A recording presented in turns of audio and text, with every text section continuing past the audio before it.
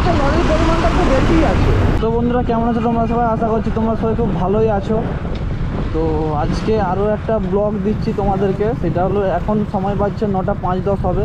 আর আপাতত আছি চন্দ্রকোনা টাউনের বাস স্ট্যান্ডে। ঠিক আছে, এটা চন্দ্রকোনা টাউনের বাস স্ট্যান্ড। রাত্রি 9টা 10-15 পরিবেশ তোমরা দেখতে পাচ্ছ কীরকম। অনেক বাস টাস দাঁড়িয়ে আছে দেখতে পাচ্ছ, সব কলকাতা, হাওড়া, বিষ্ণুপুর, চন্দ্রকোনা টাউন তো বিষ্ণুপুর।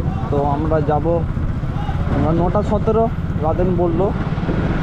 তো আমরা পরে যাবো বাড়ি এখান থেকে। তো বেসিক্যালি তোমরা হয়তো ক্ষীরপাই অবধি কিংবা রাধানগর অবধি ব্লগটা দেখতে পাবে। তো আমরা বাস স্ট্যান্ড থেকে এখন উঠবো SH4-এ, তারপর সিধা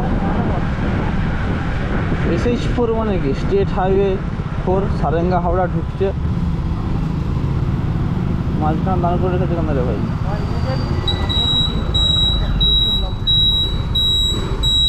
NH মানে ন্যাশনাল হাইওয়ে, SH মানে স্টেট হাইওয়ে, সেরকমই মনে হয়। তো ওই যে চন্দ্রকোনা টাউনের সামনেটা যেরকম দুদিকে করা আছে লেন, সেরকম ঘাটালেও হবে দুদিকে। অলরেডি হয়ে গেছে অনেকটা জায়গা, যাওয়া হয়নি, সেরকম হবে। তো রাত্রেবেলা মোটামুটি লরির চাপটা বেশি থাকবে, অলরেডি আছে তোমরা দেখতে পাচ্ছ। অলরেডি একটু হালকা হালকা ঠান্ডা আছে ওয়েদার, লরির পেছনে যেতে বেশ ভালোই লাগছে। গরম বাতাসটা আসছে। অনেকগুলো লরি আছে, 1টা 2টা 3টা, তার আগে তো একটা 4টা আছে। তো আমরা আপাতত চন্দ্রকোনা টাউনের গোসাই বাজারকে এলাম। তো যারা যারা ব্লগটা দেখছো তারা কমেন্ট করে বলবে কেমন হয়েছে। অবশ্যই এখান থেকে ক্ষীরপাই 12 কিলোমিটার দেখাচ্ছে। তো ক্ষীরপাই থেকে আমরা রাধানগর যাব। তো দেখি কতদূর কন্টিনিউ করতে পারি। গোপ্রোটাতে বেশি ব্যাটারি চার্জও নেই।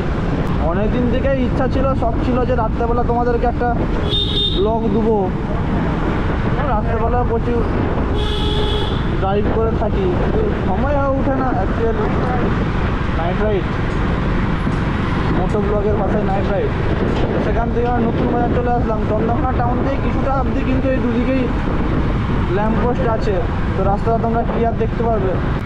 তো খুবই সুন্দর লাগে রাত্রেবেলা ড্রাইভ করতে, অ্যাকচুয়ালি হেভি লাগে। সাথে যদি এরকম একটু ঠান্ডা আর একটু গরমের ওয়েদার হয় তো আরও জমে যায় ব্যাপারটা। অ্যাকচুয়ালি এক সময় যদি বছর দুয়েক আগের কথা বলি, ততক্ষণ কিন্তু টাউনকে অতটা বেশি আসা হতো না।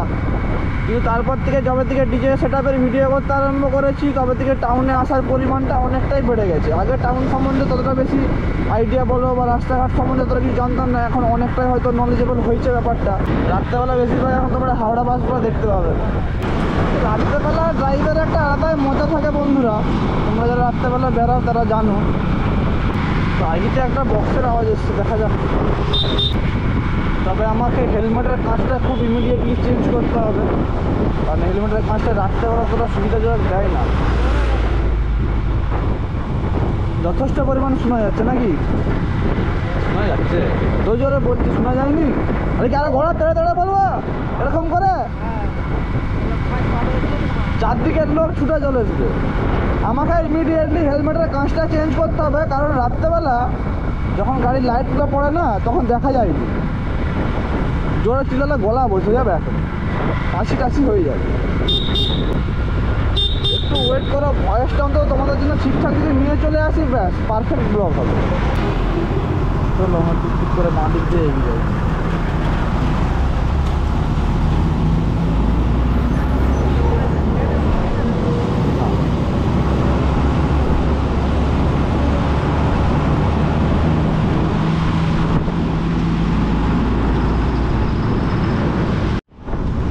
প্রত্যেক দিনই যায়, কিন্তু আজকে মনে হচ্ছে লরির পরিমাণটা একটু বেশি আছে। একদিকে লরির চাপ থাকে, আজকে দেখছি দুদিকেই লরির চাপ আছে।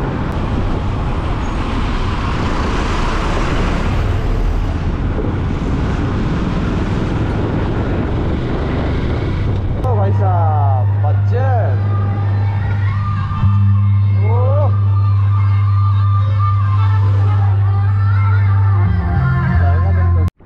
এখানে তো অনেকগুলো লরি দাঁড়িয়ে আছে। পেট্রোল পাম্প না, কিন্তু আমাদেরকেও তেল ভরতে হবে। তেল অলরেডি রিজার্ভে চলে গেছে। রাত্রেবেলা এখানে কোন জায়গা? এটা মোটামুটি কালিকাপুর থেকে এগিয়েছি। মাটির ঘরে চাপা। বেশ ভালো জিনিস, নটটা 33 লাগছে। চা তো খাবোই। তোমার হচ্ছে কোল্ড ড্রিঙ্কস আছে কাকু? কোল্ড ড্রিঙ্কস আছে?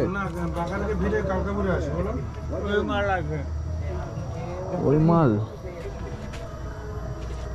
না, ওটা তো চলবে না। দাও দুটো চা দাও। তোমার কি সারা রাত খোলা থাকে তাহলে? হ্যাঁ, একটা 11টা। তামাতে করলে কিছু আলাদা টেস্ট পাওয়া যায়? তামার গামলায় করলে কি টেস্ট আলাদা ভালো হয়? কত থেকে শুরু? 10 টাকা? আর শেষ কতই? 50? 50 টাকার চা খাবি? 50 টাকার চা খাবি? 10 টাকার? 10 টাকারই দুটো দাও।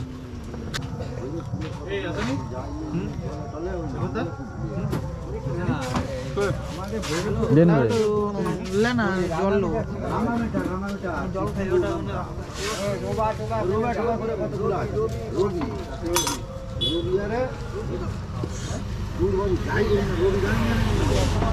আপাতত চা, চলো খাওয়া যাক। তো আপাতত চা খাওয়া হয়ে গেছে, আর বাইক আছে ওখানে। তো চলো এরপর যা যাক, বাকি রাস্তাটা কভার করা যাক। এম করে দাঁড়িয়ে আছে।